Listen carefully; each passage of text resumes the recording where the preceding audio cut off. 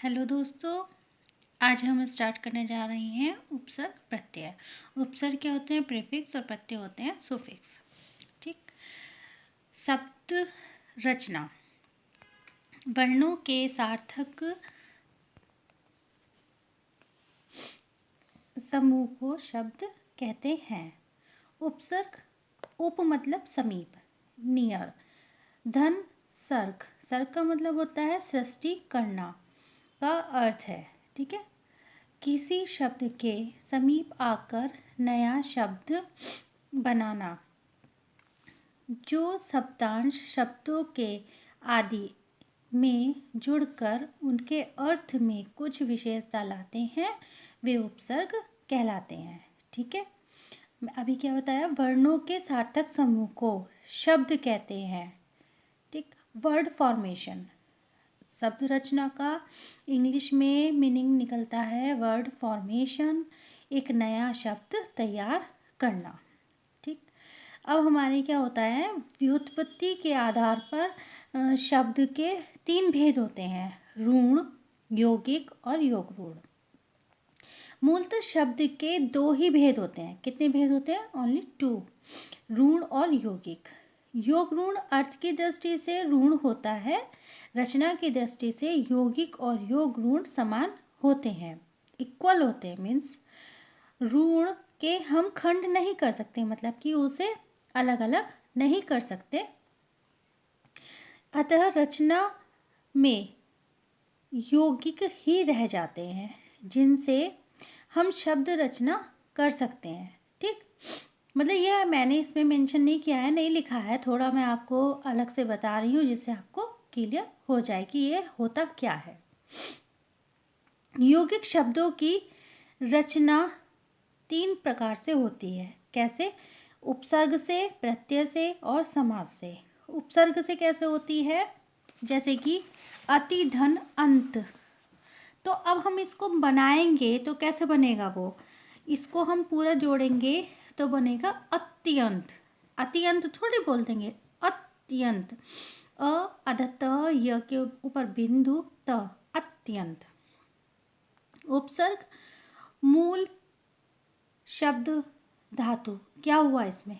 अति हुआ उपसर्ग और अंत हुआ मूल शब्द या धातु।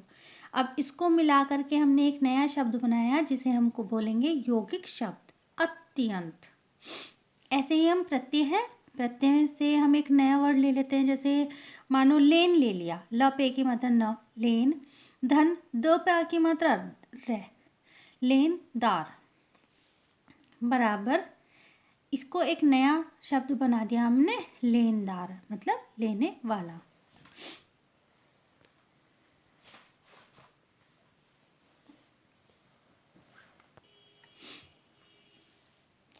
प्रत्यय से जब हमने एक वर्ड लिया था लेन, तो लेन क्या हुआ? मूल शब्द हुआ। दार क्या हुआ? प्रत्यय हुआ।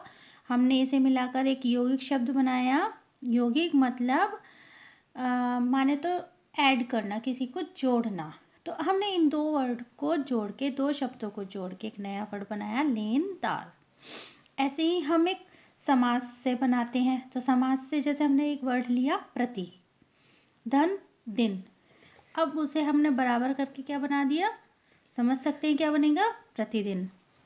जैसे प्रति क्या हुआ? शब्द हुआ, दिन हुआ शब्द, और जो हमारा यौगिक शब्द बना वो क्या बना? प्रतिदिन। ठीक है। कभी कभी एक ही मूल शब्द में उपसर्ग एवं प्रत्यय दोनों का प्रयोग होता है। जैसे कि अब मैं बताती हूँ कि वर्ड, ये शायद आपको अभी किसी ने नहीं बताया होगा, स्व, धन, तंत्र, धनता।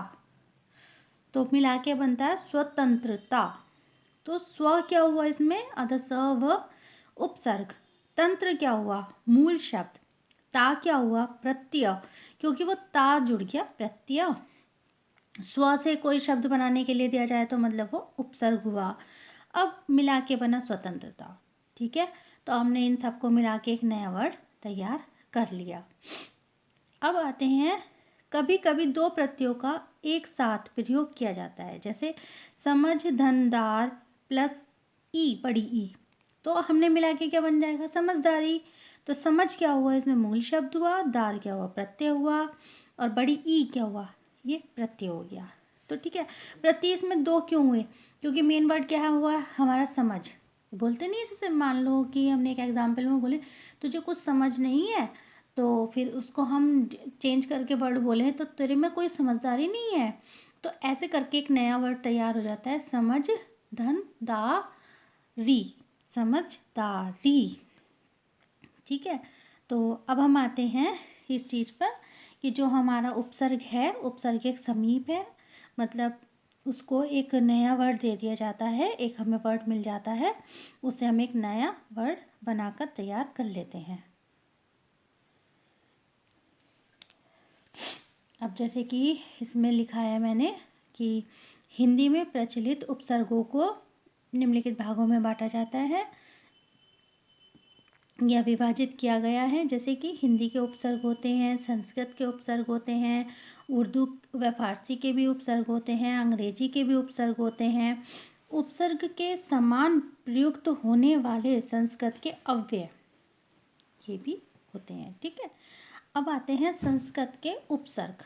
जैसे कि उपसर्ग है एक वर्ड में और शब्द है, तो उपसर्ग में अभी मैंने आपको बताया था अत्यंत। ठीक, तो सेम वही चीज़ है, अति से एक मुझे नया वर्ड तैयार करना है, जैसे कि अत्यधिक, अत्यंत, अतिरिक्त, एंड देन निस से क्या बनता है, जैसे कि निस्सार, निस्तार, निश्चल। अब जैसे कि विष है तो विश्वास, ऐसे करके ये हमारे नए वर्ड तैयार होते हैं।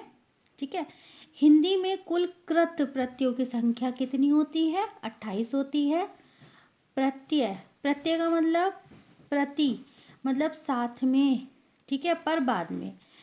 धन आय मतलब चलने वाला, आया का मीनिंग क्या होता है, साथ में चलने वाला।